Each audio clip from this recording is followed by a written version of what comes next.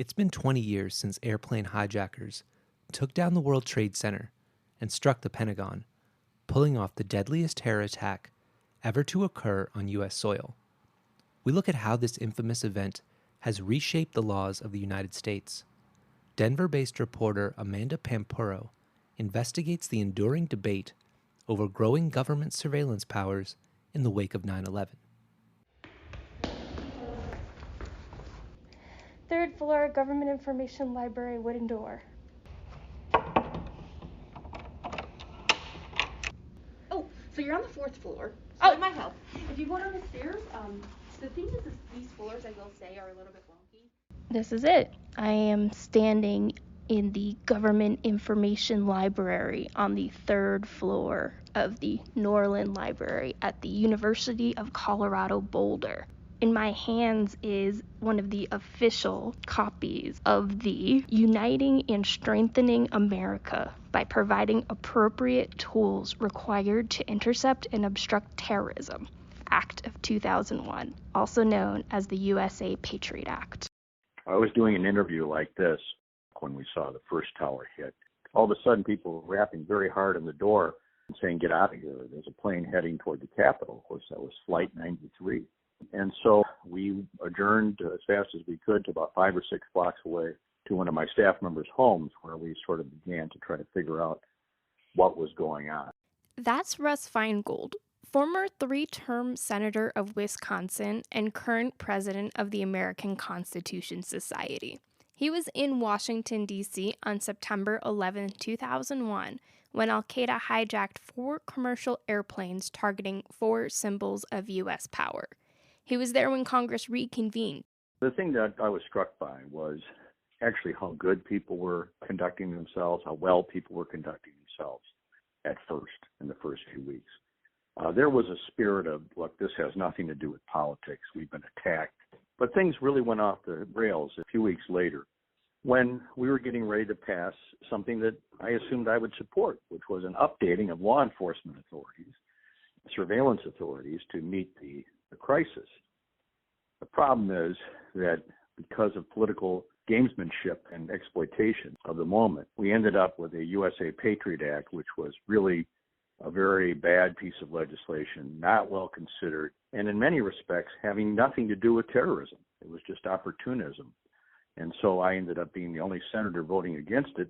I read the bill carefully, and I could see that some of the changes relating to personal library records and business records, some of the changes that allowed so-called sneak and peek searches of your house, even though you're supposedly protected by the need for a search warrant. These were jammed in there. And in fact, as time proved, they were basically not used for any terrorism cases for years.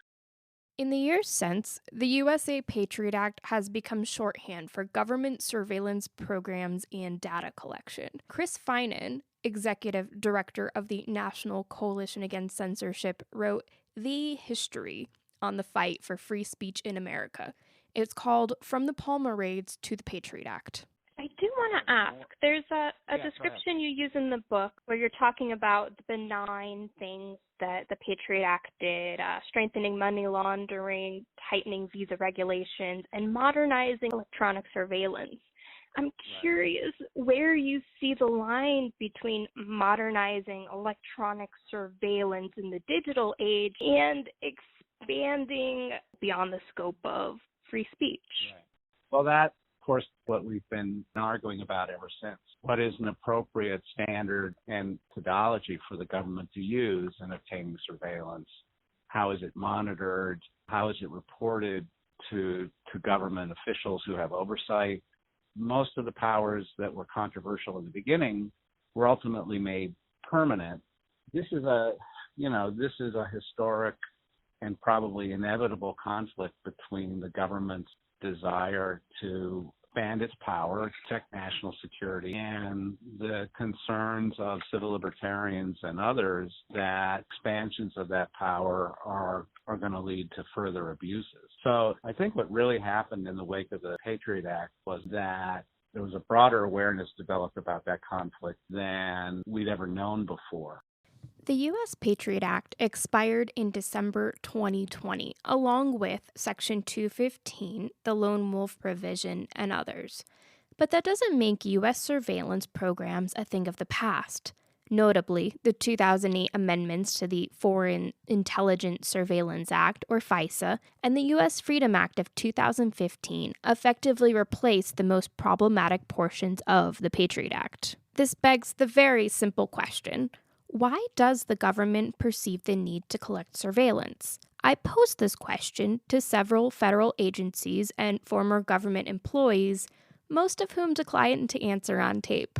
But one national security attorney pointed me to Executive Order 12333, a document typed up on an IBM Selectric and signed by President Ronald Reagan in 1981 to address modern security needs. Essentially, this memo orders the Department of Defense, the FBI, the CIA, the NSA, and others not only to collect information for the president, but also to adopt procedures that minimize the collection of information from, quote, non-consenting U.S. persons. Today, those documents have been declassified and are open to the public. When Congress passed the USA Freedom Act, they basically said you can't use the statutory authorities to collect information in bulk. You have to collect stuff based on some kind of individualized showing.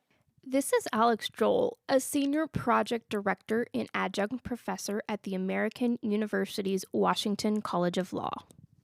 Before I retired from government, I was the head of the Civil Liberties, Privacy, and Transparency Office for the Director of National Intelligence. Joel likens the search for national security intel to searching for a needle in a haystack, and government collection of bulk information to collecting the entire haystack to find that needle.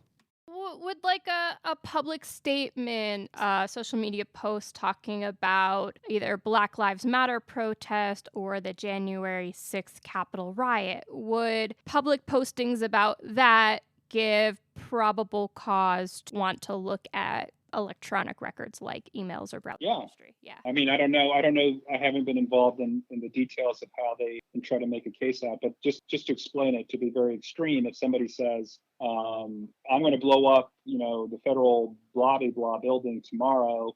I've got the bomb and I'm on the way and here's a picture. Yes. So that would definitely provide probable cause or whatever authority is needed to research or search, arrest the person, et cetera, et cetera. Versus if somebody says, I disagree with this administration's policy. I think they're a bunch of idiots. They don't belong in office. Like that would be a First Amendment free expression issue. And that would not be something one could use as the basis for further action, including in an application to a court. You have to look at it like any other piece of information and say, is this specific enough that it gives me reason to believe that something's going on here? Or is this just an expression of someone's views? Is the government collecting more data and surveillance today in general as opposed to the pre-9/11 world?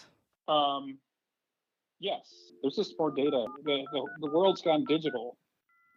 In 2001, the average internet user spent 83 minutes online a day, according to Pew, and only 3% of Americans looked to the internet for info on 9/11. Last year, the average American spent more than 3 hours on social media alone. I'm not even going to try to quantify the amount of information on 9/11 posted to YouTube. So, deep state working with radical criminal Islam, involved in 9/11, the stand down, all of it, the CIA building, Building 7 getting blown up.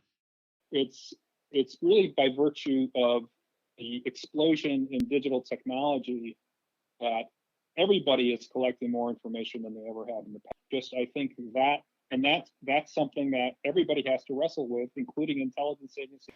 To complicate matters, everyone is using the same websites to communicate. There is no Facebook specifically for would-be terrorists. If anything, people with nefarious plans would do their best to blend into the normal chatter.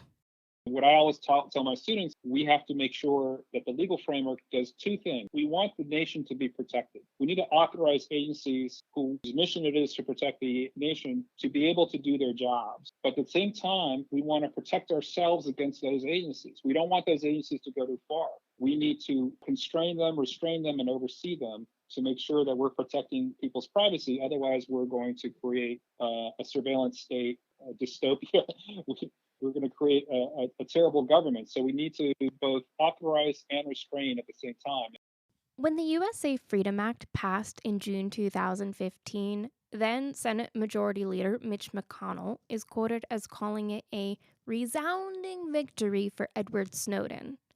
Because the law contained additional oversight and disclosure requirements, government watchdogs also considered it a victory, but not one easily won. None of those things came about because the government unilaterally decided that they needed to increase our due process and increase our checks and balances.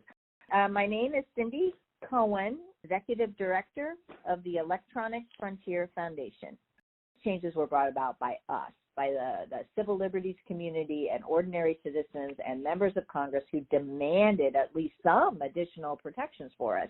Example, the FISA Court. The USA Freedom Act contained a provision that, frankly, my team at EFF was largely responsible for getting in there to strengthen the FISA Court and to make sure they could appoint an independent amicus to brief them on things so they didn't just hear from, a slanted one-sided view from the government, try to sort out what was right. That amicus provision didn't get there because the government decided to increase the checks and balances. It got in there because we fought tooth and nail to make sure that was in that provision.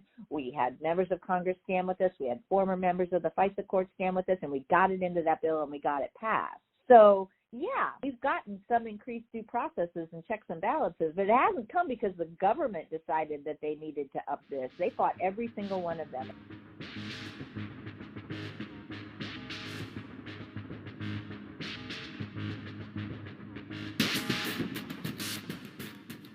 This is a conversation that is unlikely to ever be settled. The issues continue to be analyzed both in the court of law and the court of public opinion.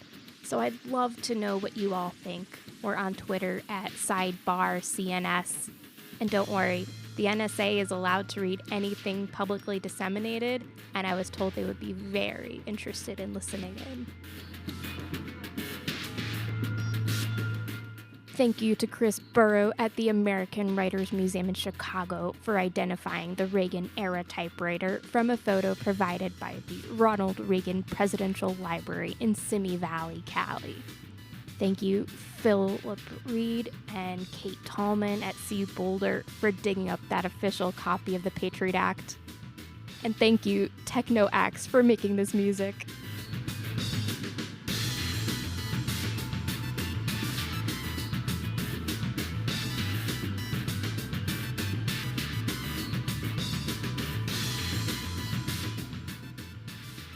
You can find more coverage of the ongoing debate over government spying programs at courthousenews.com.